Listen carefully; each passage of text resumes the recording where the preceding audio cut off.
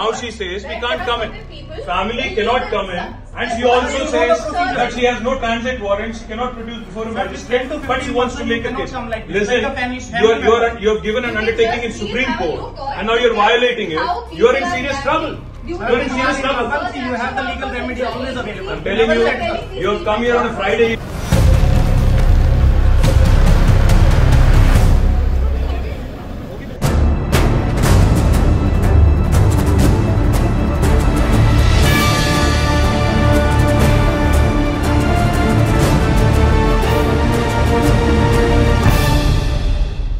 Welcome to I dream.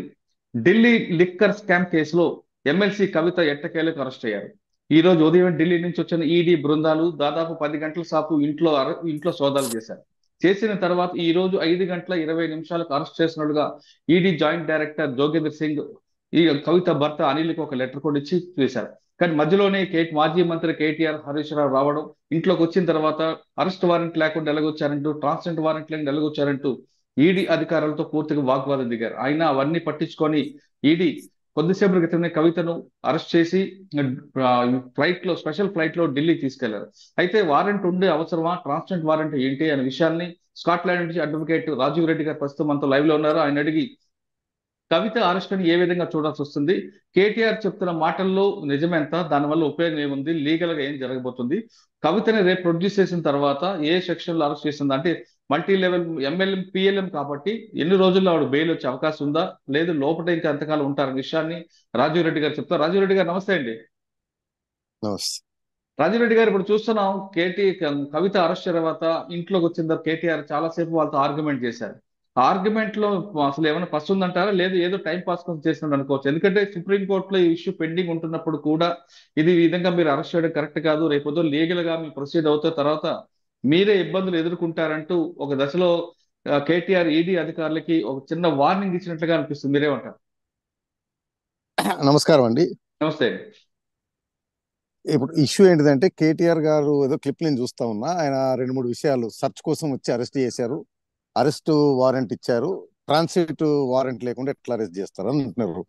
ఇదే పదే చెప్తున్నా, మనకి ఉన్న పరిజ్ఞానం అంతా లీగల్ పరిజ్ఞానం తెలుగు సినిమాలే.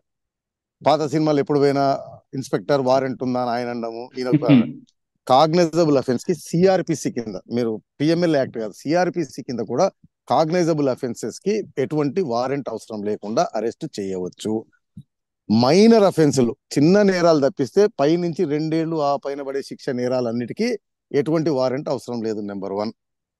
నెంబర్ 2, పిఎంఎల్ యాక్ట్ వచ్చేటప్పటికి స్పెషల్ ఎనాక్ట్మెంట్, సిఆర్పిసి సెక్షన్ దీనికి అప్లికబుల్ కాదు. పిఎంఎల్ యాక్ట్ సెక్షన్ 19 కింద అరెస్ట్ చేస్తారు.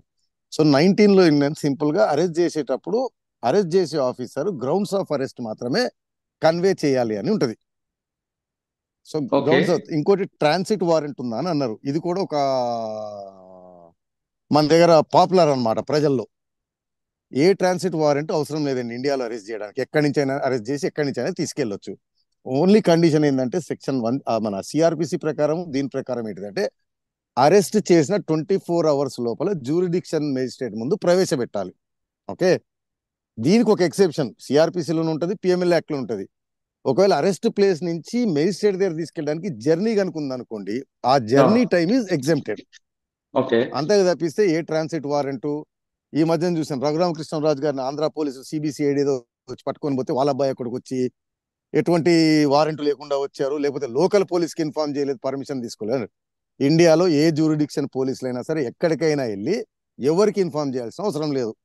పర్సన్ అరెస్ట్ చేయడము, గ్రౌండ్స్ ఆఫ్ అరెస్ట్ ఇవ్వటము, తీసుకెళ్లి రిమాండ్ చేయడము, journey time is always exempted.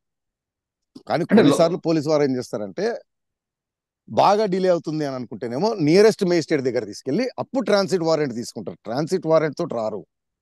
ఒకవేళ సపోజ్ బాగా డిలే ఉంది అనుకోండి, కవితని ఢిల్లీలో ప్రొడ్యూస్ చేయాలంటే అప్పుడు నియరెస్ట్ మేజిస్ట్రేట్ అంటే నాంపల్లి కోర్టుకి తీసుకెళ్లి అక్కడ ఓన్లీ ట్రాన్సిట్ వారెంట్, ఆ మేజిస్ట్రేట్ కి ఎటువంటి అధికారం ఉండదు, ఓన్లీ చెక్ చేసి వారెంట్, ఆ ట్రాన్సిట్ వారెంట్ మీద తీసుకెళ్లి ఢిల్లీలో రిమాండ్ చేస్తారు. బట్ ఇప్పుడు అవసరం లేదు. ఓకే సార్, ఇప్పుడు ఈ కేసులో మనం ఫస్ట్ నుంచి కూడా మాట్లాడుతున్నాం. ఇది పిఎంఎల్ కేసులో ఎప్పటి నుంచో అరెస్ట్ అవ్వాల్సింది, ఈడీ చాలా పిలిచారు, వెళ్ళారు, వచ్చారు, ఫోన్స్ ఇచ్చారు. ఇప్పటికీ దీనికి ఫుల్ స్టాప్ పడినట్లుగా కనిపిస్తుంది. దీంతో పాటు ఇన్కమ్ ట్యాక్స్ సిబిఐ కేసు కూడా ఉంది. దీని కంటిన్యూషన్ లో ఈడీ తర్వాత సిబిఐ కూడా టేకప్ చేసుకుంటుందా? అంటే మనం ఇంతకుముందు మాట్లాడుకున్నట్టు ఈడీ అఫెన్స్ లో 2 రకాలండి. ఈడీ అఫెన్స్ రావాలంటే ఒక ప్రెడికేట్ అఫెన్స్, ఒక నేరం జరిగి ఉండాలి. షెడ్యూల్ ఈ పిఎంఎల్ యాక్ట్ లో షెడ్యూల్ ఇచ్చిన అఫెన్స్లలో అంటే మోస్ట్ ఆఫ్ ఐపీసీ అఫెన్స్లు ఇవన్నీ అనుకోండి, ఒక అఫెన్స్ జరిగితేనే ఈడీకి పవర్ వస్తుంది. ఈ కేసులో ఏంటంటే ఢిల్లీ లిక్కర్ పాలసీలో ఢిల్లీ గవర్నమెంట్ సంబంధించిన కొందరు కరప్షన్ తీసుకొని ప్రైవేట్ పార్టీలకి బెనిఫిట్ జరిగేలా చేసి గవర్నమెంట్ లాస్ జరిగే ప్రెడికేట్ అఫెన్స్ సిబిఐ అఫెన్స్ అండి. అయితే అక్కడ కొద్దిగా అంబిగ్విటీ ఉండాలన్నమాట. అంటే ప్రెడికేట్ అఫెన్స్ లో లేని వాళ్ళని ఈడీ అరెస్ట్ చేయొచ్చా లేదా అనేది. సో దానికి ఏంటిదంటే ఇంతకుముందు మనం చెప్పినట్టు ఒక్కోసారి ప్రెడికేట్ అఫెన్స్ అంటే ఐపీసీకి సంబంధించిన నేరాలు కానీ ప్రివెన్షన్ ఆఫ్ కరప్షన్ యాక్ట్ సంబంధించిన నేరాలు మనం ఉంటాం. కొందరు చేసిన తర్వాత ఆ డబ్బును లాండరింగ్ చేసి దాన్ని దాచిపెట్టడంలో కొంతమంది సహాయం చేస్తారు, వారు దీంట్లోకి రారు. బట్ దాంట్లో ఉండొచ్చు అనేది దానిపైన డెఫినెటివ్ గా సుప్రీంకోర్టు నుంచి లేదండి. సో అదొకటి ఉంది. మేబీ మనం అనుకున్నట్టు అంటే 2 విధాలు, ఒకటేమో ఈడీ వారు సిబిఐ వారు పద్ధతిగా వెళ్తున్నారు, బట్ వాళ్ళు స్లోగా వెళ్తారు, ఎందుకంటే పక్కా ఇన్వెస్టిగేషన్ పక్కా ఆధారాలతోటి ప్రొసీడ్ అవుతారు అని ఒకటి అనుకుంటే డిలే బహుశా అందువల్ల ఉండొచ్చు. సో వాళ్ళు చూసిన తర్వాత ఈ మధ్యన ఆయన మాగుంట రాఘవరెడ్డి వీళ్ళు కొంతమంది అప్రూవర్ల కింద అయిన తర్వాత వారికి డెఫినెటివ్ ఇన్ఫర్మేషన్ వచ్చిన తర్వాత ఈ మధ్యన సిబిఐ ఛార్జ్ షీట్ లో కవిత గారిని అక్యూజ్డ్ కింద యాడ్ చేశారు. సో ప్రెడికేట్ అఫెన్స్ లో ఆవిడ వచ్చేసింది కాబట్టి ఇప్పుడు ఈడీకి ఎక్కువ ఆధారం దొరికింది to arrest in PML act అని అనుకుంటున్నాను ఒకటి.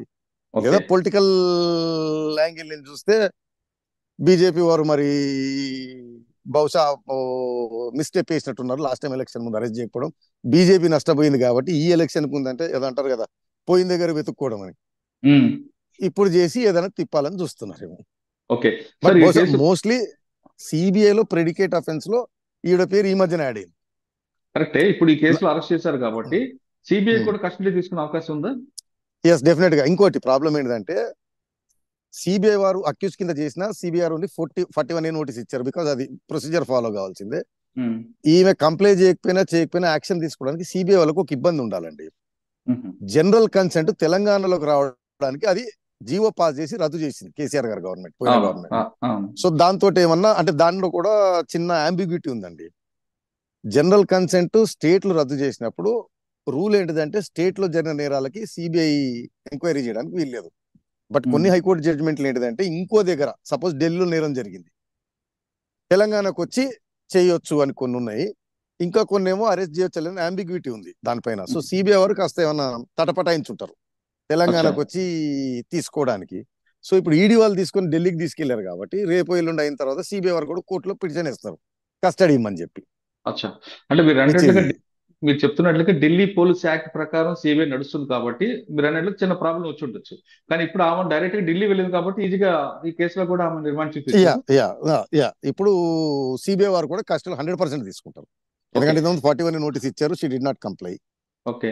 కానీ ఆ కవిత కేటీఆర్ అన్నట్లుగా సుప్రీంకోర్టులో ఉంది, ఇప్పుడు పెండింగ్ ఉంది కాబట్టి అరెస్ట్ చేయడానికి ఇది లీగల్ గా కాదు ఇల్లీగల్ గా వెళ్తున్నారు, మీరు రేపు పొద్దున్న మేము ఖచ్చితంగా కేసు సుప్రీంకోర్టులో వేస్తాం, మీరు ఫిక్స్ అప్ అవుతారని ఆయన వార్నింగ్ ఇచ్చినట్టు తెలుస్తుంది. దీనికి 2 విషయాలండి. ఒకటి, ఇప్పుడు అదే నేను చెప్పింది, అందరూ ఏమంటారు న్యాయశాస్త్ర కోవిదులు అయిపోయి మాట్లాడారు. ఆయన ఇప్పుడు సుప్రీంకోర్టులో ఎటువంటి ఆర్డర్ అయితే లేదు, బట్ వీళ్ళ కంటెన్షన్ ఏంటంటే ఓవరాల్ గా ఏదో సుప్రీంకోర్టు అంది ఈడీకి సంబంధించిన అడ్వకేట్ ఏదో అండర్టేకింగ్ ఇచ్చారన్నారు, అది నేను చూడలేదు, ఎవరు చూడలేదు, అది ఉండగా వీళ్ళు చేయరండి. సో దాంట్లో ఏదో అంబిగ్యూటీ ఉంది, దాంట్లో ఏదో లొసుకుంది కాబట్టి అరెస్ట్ చేశారు. 1.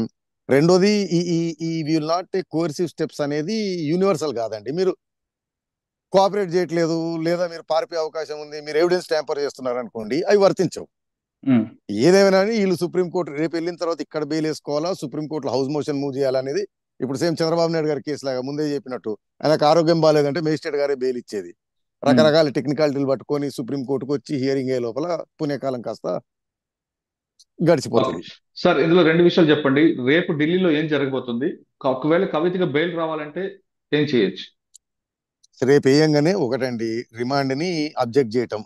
మీరు చెప్పినట్టు సుప్రీంకోర్టులో ఉంది, అది ఉంది, కానీ అది నిలబడదు. నేను చెప్పాను ఎటువంటి రూల్స్ లేవు, ట్రాన్సిట్ వారెంట్ అని ఈ టైం అరెస్ట్ చేయాలి, ఈ టైం అరెస్ట్ చేయకూడదు. సెక్షన్ 19 ప్రకారం ఏంటిదంటే ఎన్ఫోర్స్మెంట్ డైరెక్టర్ సంబంధించిన designated officer believes that this person he's committed an offence, నేరం చేశారనుకుంటే అరెస్ట్ చేసే పవర్స్ ఉంటాయి. ఓన్లీ రిక్వైర్మెంట్ ఏంటిదంటే అరెస్ట్ గ్రౌండ్స్ ని ఇవ్వాలి, హ్యాండ్ ఓవర్ చేయాలి. I think right. బహుశా కేటీఆర్ గారు బట్టి చూపెడుతున్నది అదే, ఏదో 10-15 ఇలా అరెస్ట్ గ్రౌండ్స్ ఇచ్చినట్టున్నారు. కాబట్టి రిమాండ్ అనేది ఖచ్చితంగా. సెకండ్ బెయిల్కి వచ్చే వరకు అగైన్ మళ్ళీ చెప్పింది, పిఎంఎల్ యాక్ట్ లో bail conditions very very stringent. Prima facie accused అంటే ముద్దాయికి ఈ నేరంతో సంబంధం లేదు, ఇది వదిలేస్తే మళ్ళీ ఈ నేరం రిపీట్ చేసే అవకాశం లేదు. ఈ రెండు ప్లస్ సిఆర్పిసిలో రెగ్యులర్ బెయిల్ కండిషన్లు, ఏది ఎవిడెన్స్ ట్యాంపర్ చేయరు, విట్నెస్లను థ్రెటన్ చేయరు. అయితే so very very very very difficult to get bail అండి. ఎందుకు, ఆయన అభిషేక్ బోయినపల్లి ఉన్నాడు, ఆయన అసోసియేట్ మాత్రమే. ఆల్మోస్ట్ 2 years నుంచి ఆయన మర్చిపోయారు, వీళ్ళు కూడా మర్చిపోయారు. నాకు తెలిసి బహుశా ఆయన కుటుంబ సభ్యులు కూడా మర్చిపోయినట్టున్నారు. ఆయనతో పాటు మనీష్ సిసోడియా కూడా లోపల ఉన్నారు కదా. అదే అండి, సేమ్ కంటెన్షన్ మీద ఆయన కూడా సుప్రీం కోర్టు దాకా వెళ్ళాడు. సో బెయిల్ ఇంపాసిబుల్ అండి. రెండోది ఇది చేసిన తర్వాత వాళ్ళు బెయిల్ పిటిషన్ అయినా మళ్ళీ సిబిఐ కస్టడీ ఉంటుంది. ఎందుకంటే సిబిఐ అసలు వీళ్ళు సుప్రీం కోర్టులో ఫస్ట్ టైం ఈడీ చెప్పింది ఏంటంటే, మేము విట్నెస్ కింద కాదు ముద్దాయి కింద పరిగణిస్తున్నామని చెప్పినట్టుంది ఒకసారి సుప్రీం కోర్టులో. సార్ ఫైనల్ గా చెప్పండి, కవితకి ఎప్పుడు బయటకు వచ్చే అవకాశం ఉందంటాడు? అదే రెగ్యులర్ ప్రొసీజర్ పిఎంఏలో బెయిల్ వచ్చే క్వశ్చనే లేదండి. ఏదైనా సిబిఐలో వచ్చి బెయిల్ వచ్చి దాని తర్వాత రావాల్సింది తప్పిస్తే, రేపు వేసిన తర్వాత వాళ్ళు మళ్ళీ కస్టడీ అడుగుతారు ఇంట్రాగేషన్ కి. అదే 4 రోజులు 5 రోజులు వారం రోజుల కస్టడీ. బట్ పిఎంఎల్ యాక్ట్ లో highly impossible to get bail అండి. రైట్ అండి. సార్ రేపు మీరు చెప్తున్నట్లుగా హౌస్ మోషన్ వెళ్తే, అదే హౌస్ మోషన్ కి వెళ్ళి సుప్రీం కోర్టుని అప్రోచ్ కావటము. But I don't think supreme court వీటిలో ఇంటర్ఫియర్ కాదండి, కింద నుంచి రండి అంటది. మీకు గుర్తుందో మనీష్ సిసోడియాకి పరిగెత్తకుండా సుప్రీం కోర్టు హైకోర్టుకి వెళ్తే కింది కోర్టుకి వెళ్ళండి అన్నారు, మళ్ళీ కింద నుంచి పైదాకా వెళ్ళాడు ఆయన. ఇదే గ్రౌండ్స్ మీకు ఏమైనా ఉంటే కింద చెప్పుకోండి అని అంటారు. అరెస్ట్ ముందుకి ఏదైనా రిలీఫ్ ఉంటది కానీ ఒకసారి జరిగిపోయిన తర్వాత కష్టం అనమాట వెనక్కి తీసుకోవడం. ఇక కాసేపు ఒప్పుకొని కొన్ని రోజులు లోపల ఉంటామని చెప్పి ఉండాల్సిందే. కవిత అయితే ఢిల్లీ జైలుకి వెళ్లాల్సిందే, ఖచ్చితంగా ఢిల్లీ జైల్లో ఉండాల్సిందే అంటారు. ఏ ట్రాన్సిట్ వారెంట్ అవసరం లేదు, ఏ వారెంట్ అవసరం లేదు. సార్ ఇందులో రికవరీ కనిపిస్తుంది అంటారా, చూపిస్తారా వాళ్ళు? మీకు మళ్ళీ చెప్తున్నాను, చంద్రబాబు నాయుడు కేసులో కూడా తీసుకొస్తాను, చాలా కేసుల్లో రికవరీ అవసరం లేదండి. మీరు మా ఇంట్లో దొంగతనం చేశారు, ఎత్తుకొని పోయి తాగి తందనాలు బారేశారండి, మీ దగ్గర ఏం రికవరీ చేస్తాం మేము? ఉండదు. ఓన్లీ నెయిలింగ్ ఏంటిదంటే ఈవిడ్ని ఫస్ట్ అంటే పిఎంఎల్ యాక్ట్ ఏంటిదంటే ప్రైమా ఫేసి ఉందా లేదా ఒకటి చూడటం. రెండో సెక్షన్ 50 స్టేట్మెంట్లు అడ్మిసిబుల్ అండి. దాంట్లో కవిత పైన ఐ థింక్ రామచంద్ర పిల్లే ఇంకోరు అందరూ చాంతారని చెప్పారు. దాని తర్వాత కొంతమంది విట్నెస్లు అంటే ఈవిడ అసోసియేట్లు, ఐ థింక్ ఆ ఫీనిక్స్ కంపెనీకి సంబంధించిన వాళ్ళు, ఇంకోటి ఏదో R&R అని చెప్పి ఇంకో ఏదో కంపెనీకి సంబంధించిన వాళ్ళు, వాళ్ళ నుంచి వచ్చాయి. తర్వాత ఏం చేశారు, వట్నాలోపల్లి ఏదో ప్రాపర్టీ రామచంద్ర పిల్లే పేరు మీద ఉంది, అది డెఫినెటివ్ గా వైట్ ట్రాన్స్ఫర్ ఫ్రమ్ ఈ లిక్కర్ ప్రొసీడింగ్ ద్వారా వచ్చిన డబ్బుతోటి కొన్నాడు అని. బట్ బ్యాక్ టు బ్యాక్ తీసుకెళ్లి ఆయన శ్రీనివాసరావు అనుకుంటా, ఆయన కన్ఫెషన్ ఏంటిదంటే రామచంద్ర పిల్లేకి నేను కవిత గారు చెప్తేనే డబ్బులు ఇచ్చాను అన్నాడు. సో అది రామచంద్ర పిల్లే డబ్బు కాదు అనేది అక్కడి వరకు అయితే ఎస్టాబ్లిష్ చేసి, ఒక ప్రాపర్టీ, ఒక మనీ ట్రేలు, ఆ మనీ ఆరిజినేటింగ్ శ్రీనివాసరావు కన్ఫెషన్, కవిత గారు చెప్తే నేను అది ట్రాన్స్ఫర్ చేశాను. సో రామచంద్ర పిల్లే డబ్బులు లేవు, ఏం లేవు ఇందులో, ఇది కవిత గారి డబ్బుతోటే ఆ ప్రాపర్టీకి ఉంది అని. రెండోది ఐ థింక్ ఫీనిక్స్ వాళ్ళు ఇంకో కంపెనీ ఏదో ఆ ప్రాపర్టీకి ఉన్నప్పుడు వాళ్ళు ఇచ్చిన కన్ఫెషన్ స్టేట్మెంట్ లో కూడా ఎవరో ఫోన్ చేసి ఈ రామచంద్ర పిల్లి ఎవరో మాకు తెలియని కూడా తెలియదు, చాలా విఐపి, చాలా పెద్దలకు సంబంధించిన వారు, రిజిస్ట్రేషన్ చేయండి అంటే చేసాము అని చెప్పారు. సో అంత చాలు బెయిల్ రిజెక్ట్ చేయడానికి. రైట్. మొత్తం మీద తీసుకుంటే ఢిల్లీ లిక్కర్ స్కామ్ కేసులో కవిత అరెస్ట్ అయింది, కవితకి బెయిల్ రావడం ఇప్పుడు ఇంపాసిబుల్ అంటున్నారు రాజీవ్ రెడ్డి గారు. అదే విధంగా కేటీఆర్ చెప్తున్నట్టుగా ట్రాన్స్లేట్ వారెంట్ అనేది ఈ కేసులో వర్తించదు.